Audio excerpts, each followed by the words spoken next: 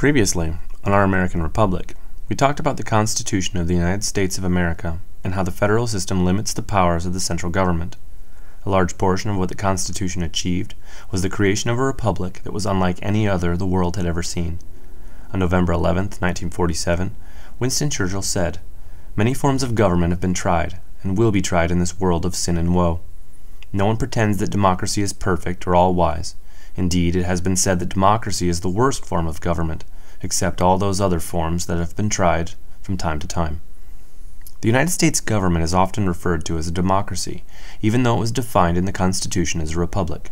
The term democracy has taken on additional meanings over the past 230 years, and it would be worthwhile to understand how the founders moved distinctly away from democracy as the form for the central government. For the purposes of this discussion, we will be using the term democracy in its original form as conceived by Aristotle and the Greeks. In this context, a democracy is designed to cement the rule of the people as opposed to submitting to the rule of a monarch or an autocrat. Though most of us have heard democracies spoken of with high regard, they possess some inherent weaknesses when implemented in their original form.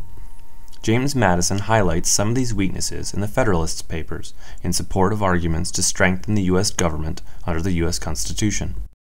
Madison talks at length in Federalist No. 10 about how democracies, ruled solely by majority vote, have tendencies to overlook the best interests of liberty and survival of the nation.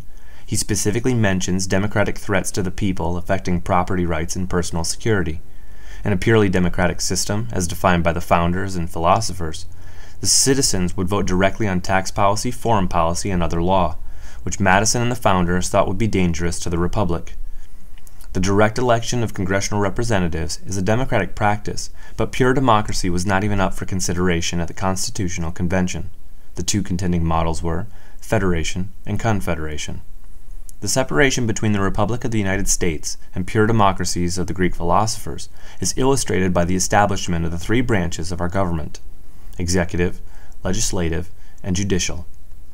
By design, our civil servants are elected or appointed to make policy decisions on national matters without direct input from the people, which is not democratic at all.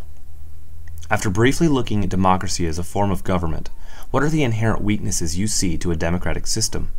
In democracy, what happens if the majority is wrong? This discussion will be continued in the next segment where we discuss the American Republic.